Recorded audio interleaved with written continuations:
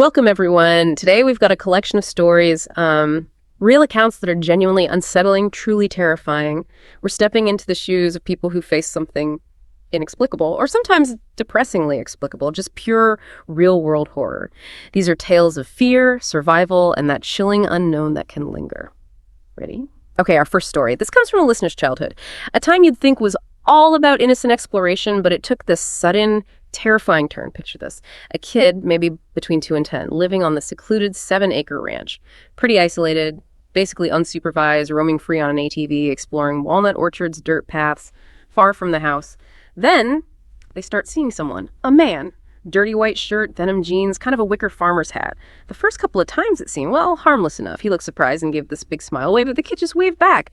Figured, okay, it must be a friendly local, right? And that right there, that initial interaction, it's textbook grooming behavior, even if unintentional sometimes, but often not, establishing normalcy.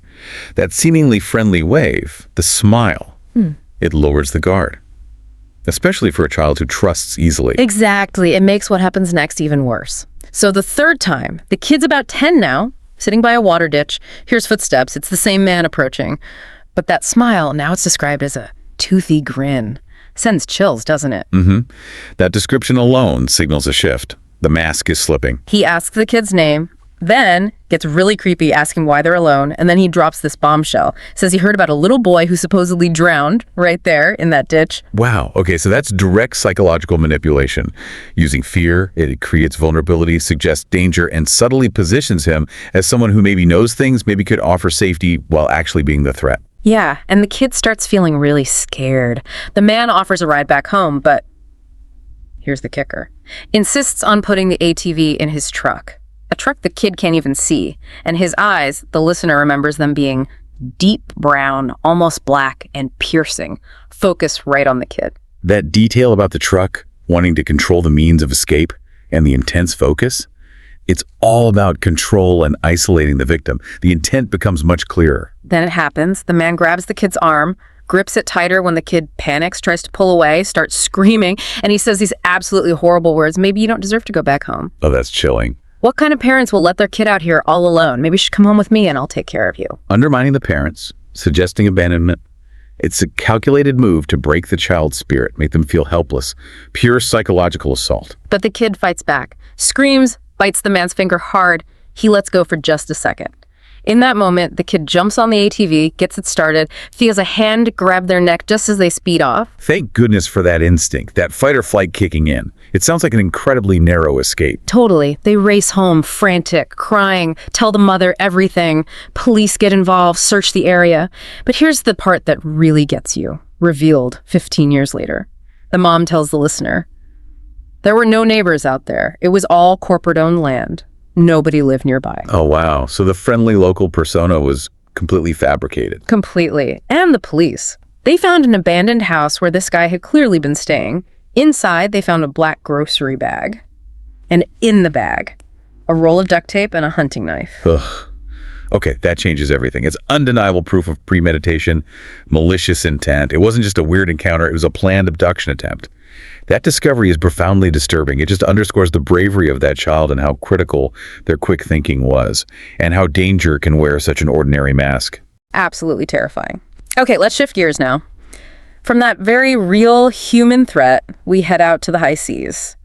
Isolation, an old ship. Seems like the perfect setting for something else. This story comes from a sailor, just 19. Third trip out on this cargo ship, about 30 years old. He was initially pretty skeptical about all the crew's ghost stories. Figured it was just hazing, messing with the new guy. Which is a common reaction, right? Right. Especially at sea. Old ships creak, things make noise, it's easy to rationalize. Plus, the isolation itself can play tricks on your perception. The mind looks for patterns. Right. But then things started happening directly to him, repeatedly. Like 3 loud knocks on his cabin door often woke him up. He'd fling the door open, immediately nobody there. And he checked the cabins next door were either empty or the person inside physically couldn't have done it and gotten away that fast. Okay, so ruling out the rational explanations, that's usually the turning point, isn't it? When you can't explain it away easily. Yeah. The 3 knocks is such a classic trope in hauntings, too. Interesting it manifested like that. And it built from there. He started feeling this oppressive feeling on the ship, like the atmosphere was heavy. He also kept hearing radio static, but only him. He'd call the bridge, ask if they heard it. Nope. Clear on their end. Tried different radios, same thing. Just static for him. It was really unsettling him.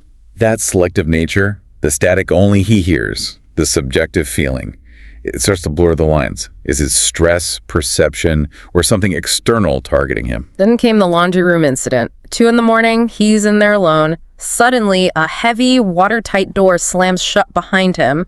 Alarm goes off. He radios the bridge. Did you guys close that?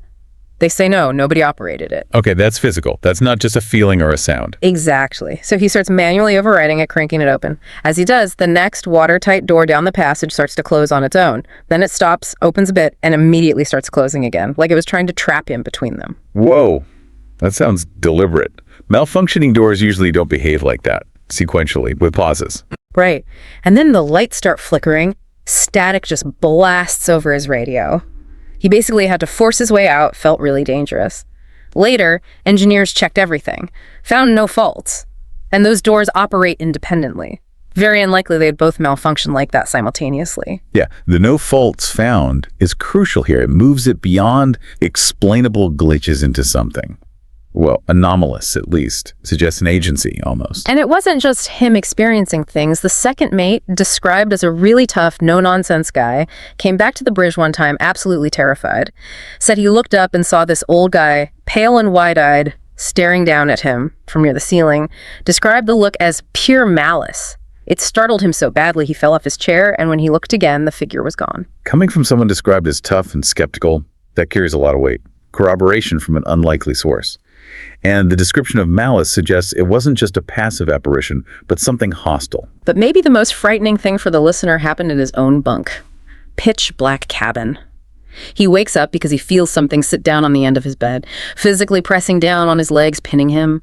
He's trapped, can't move, can't reach the light switch. He starts panicking, struggling, yelling. That sounds like sleep paralysis, potentially. The feeling of pressure, being unable to move, seeing figures. Yeah. It's a known phenomenon. It does, but in the context of everything else. Anyway, he struggles, screams, and then he feels the presence, the weight, stand up and move away. Only then can he move. He scrambles, hits the light. Nothing there. Absolutely nothing. He said for weeks after that, he couldn't sleep without drinking first and leaving a nightlight on. That feeling of violation was intense. Yeah, regardless of the explanation, the experience was terrifyingly real for him. The psychological impact is undeniable. That fear is tangible. And then the clincher. The thing that convinced everyone, seemingly. 5 months in, he's in the crew bar with the night watch guys, about 4 a.m. Suddenly, one of the guys just points, jaw dropped. Everyone looks. There's a Henry Hoover, you know, the vacuum cleaner with the smiley face? Yeah, I know the one. It was floating about 2 feet off the floor, just hovering there with its stupid smiley face, as he put it. The second mate apparently swore at it, yelled something like, "Get down!" And the Hoover didn't just drop, it was thrown several feet sideways before hitting the deck. Okay, multiple witnesses, a solid object levitating, and then directed movement. That's extremely hard to explain away. That shifts it firmly into the realm of high strangeness, potential poltergeist activity. A shared, undeniable event like that would cement the belief for the whole crew, I imagine. Definitely sounds like it. Okay, one last story. This one's shorter, quieter, but somehow just as creepy, maybe more so because it's so subtle. It's about that unseen presence that just gets under your skin. Listeners in a grocery store, late, maybe 10:30 p.m. Store's almost empty, closing in half an hour. Desperately needs the restroom. Goes in, checks all the stalls. Every single door is wide open. Bathroom is completely empty and dead silent. So she goes into a stall, sits down. Absolute silence. Then from the stall immediately next to her is the one she knows was empty and open a voice. Calm, quiet, almost sad sounding. It says, "Excuse me, do you have the time?" Ooh, okay, that's instantly unnerving. The lack of any sound beforehand, no door closing, no footsteps, just a voice appearing. It violates that basic understanding of physics and presence, that quietness makes it worse than a shout. Totally. Her first reaction is just shock. She decides to just ignore it, pretend she didn't hear, but then she hears this faint tapping on the wall separating the stalls. Tap, tap, tap. And the voice again. Same calm tone. "Excuse me?" The tapping adds another layer. It's interaction. It's trying to get her attention directly, bridging that unseen gap. It's persistent. She's properly freaked out now, decides to just get out fast, pretends maybe she has headphones in.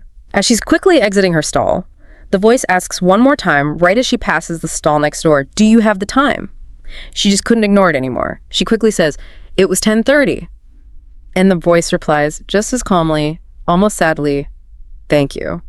Thank you. It's so mundane, so polite, but coming from an impossible source, it's profoundly weird. Like this unseen thing had a simple task, got the information, and that was it. No explanation, just thanks.